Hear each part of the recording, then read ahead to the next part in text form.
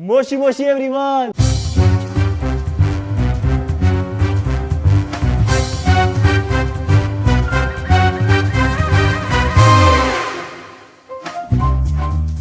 Welcome to the episode 2 of Moshi Moshi Talks. Today we'll be talking about brand consultancy. Do you know what is brand consultancy? That's why we are here. Let's start. What is a brand? Brand is more than a logo. It is what you stand in the user's brain. That's what brand is. When we talk about branding, it's all about tangible stuff. Logo ho gaya, letterhead ho gaya, visiting card ho gaya, you see the design, colors and stuff like that. Branding is more than that. But what about the intangible stuff? What do you think? What is intangible branding? The intangible side of branding is what users think about you on their brain. Like a name hits my head and what comes out of it. Coca-Cola, open happiness. MacD, family. Patanjali, Ramdev Baba and organic. So it's like that, right? Completely. Most of the companies jump this process and they completely go to the tangible side of branding. What happens here is they become a Me Too brand. They come to us and they tell ki, okay Rishabh, I'm starting a cab company and I want to be an Ola. What is happening here is you are giving me a brand trait of someone else and there is no differentiation there. You are copying a tangible brand and becoming tangible like them. So you don't really have a differentiator and it becomes a very big problem for you going forward because users do not know your brand as a brand, they know your brand as a product, and that's a very big issue overall. You need to have a strategy. Let's say you want to be a youth brand, your logo has to be like that. You want to be a trustable brand, you need to have colors like that. So let's say think about Apple for that matter, think about Tata for that matter. First thing that you hear about Tata is trust. The colors of Tata, blue color. Blue directly tells you it's a trustable brand. So your outcome is that Tata first came up with the value system and then they came up with their colors. So it's like that. First you have to come up with the intangible side of it and then you need to work on the tangible. Most of the companies skip this and they directly get into tangible and they mess up their whole strategy because people don't know what the brand stands for. Brand is just not a logo. It's what they stand for. They stand for nothing because they copy someone else's positioning or someone else's strategy, and that's very poor. So there are three major processes in brand consultancy. The first one is immersion. In immersion, what we actually do is, let's say you are a management of a company, we get inside your company, we talk to all possible brand touch points. We talk to your founders, we talk to your senior directors, we talk to your leadership team. We understand from you what your brand stands for. We understand let's say what your product stands for, what's your value system like, where do you want to go, what's your vision like. So यहाँ पे क्या होता है, we completely understand what your brand stands for. So let's say you are a chai company, let's say you're a chai point and tomorrow you want to get into coffee, we will never suggest you a name like Chai Point. You're getting my point? Or if you are a coffee company, your Cafe Coffee Day and you want to get into chai tomorrow, we will never suggest you a name like Cafe Coffee Day. So it's like understanding from your vision statement, where do you want to head, where do you want to go, what's your vision like, and on the basis of that, we are going to give you a positioning strategy, a name, idea, what you stand for. So we will get in touch with all possible touch points internally inside the company to understand what you stand for and where do you come from, what do you want users to think about you. All these things are a process of immersion. The second side is customer research. In customer research, what we actually do is we in and out understand from your existing customers and your probable customers, what do they think about your brand? Why do they buy your brand? Who decides in their house that this product has to be bought? What's their brand preference like? What do they like about your brand? What do they think about a single word that depicts your brand? In this way, we are able to understand from your customer what the product is all about. A simple thing being, let's say, mobile phones. So let's say the chief purchasing officer in your house is the 20-year age person, your child, but actual consumer is a 40-year age mom. I should not be targeting the mom then. So this is a research that will tell us that product might be consumed by the mom, but the purchasing officer is the child. So we might have to look at targeting the child. All these things will come out during your customers research segment. During immersion stage, we'll get to know you are telling your customers are buying your product because of this. But during customer research, customers are telling they are buying because product price is cheap or anything else. So it might mismatch, and that's where we do immersion, where we talk to the company in itself, and we do consumer research where we understand from the customer why do they buy the product. So all these things have to match, and because of this, the third process comes into picture. third process is actually about market research.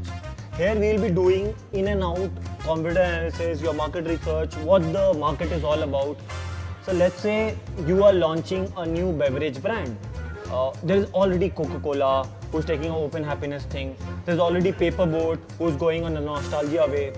Where do you think your positioning has to happen? For that, we need to get to know what all products have been launched, what worth they have taken in the market, what positioning style they have taken. So all this will give you enough information to plan in future what your brand should stand for. This will be offline research, online research, wherever, whatever they have done to understand how strong my competitors are and what kind of positioning they have taken in the industry and what kind of differentiation strategy that they have created. So this is the process 3. Out of all these 3 processes, we understand in and out. So we test the market, we test the consumer, and we test in the immersion process, we test the management. All these 3, we create our positioning strategy, our brand consultancy kit is created out of it.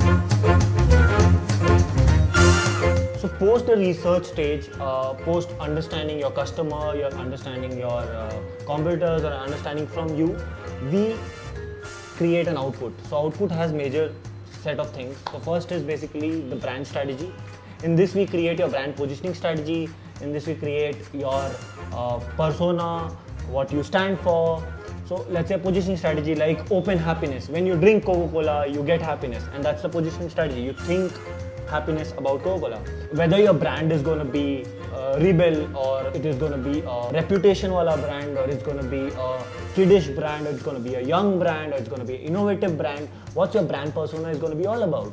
So we will be creating all this in the brand strategy stage. Your brand identity. Identity is nothing but your logo and your colors. What the colors are going to be all about. So you see the logo, Coca-Cola, there is the typography and colors, you know, red. First thing you hear when you see red color is it's Coca-Cola, and that's all about the brand identity. You create colors and you create a logo around it. In this we'll be coming with your brand manual. This will have your images, typography, what kind of colors you will be using, what kind of design pattern you will be using, your illustration patterns.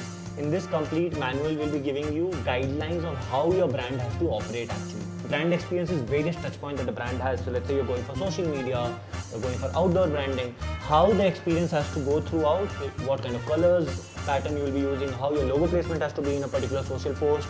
All these things will be decided in the brand experience designing. All your brand touch points which are there will be coming up with things that you can understand by seeing that brand.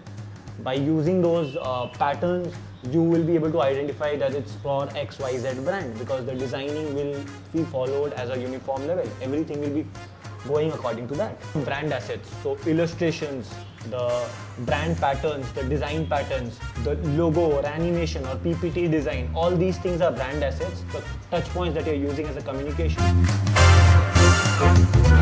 So what are the benefits of brand consultancy? You stand out as a product. A lot of entrepreneurs come to me telling ki, yaar, my product is really good, but people are not buying it. Mind you, people don't buy product, they buy brands. They buy the story behind the brand. Fitness, people are buying cult. The product is good and that's strong with everyone. But the positioning that they have done, it's a cool brand. People would like to associate themselves with cult because of that. So it's not the product that people are buying, it's the brand, and that's where it's very important for you to differentiate. If you don't differentiate, people will think about you as another product and there will be no brand loyalty, and that's where the problem will come. And in future you will be facing a problem. You will be getting into price war because people don't really care about your brand. They're just buying the product for the sake of it. That's where brand consultancy is really important for you to create a differentiator. It's a long-term investment in your brand. Understand if you are able to own a name in someone's head. If you are able to know, today let's say Amazon started with e-commerce, and now e-commerce is just one part of their business. They are having AWS, they are having Amazon Prime, they are having Alexa, so many businesses.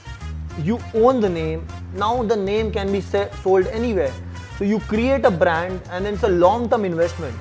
It will not reap you benefits from day one. Branding creates a long-term identity for your brand. You can do whatever after that. You know, Apple puts their logo anywhere in any product, that product price goes like boom completely. because Apple brand equity is really high. It's a long-term investment on the brand that they've done. The third point is actually your brand equity increases. You know someone else is selling a same bed for 20,000 and the other company is selling it for 2 lakh rupees. Maybe the quality is same.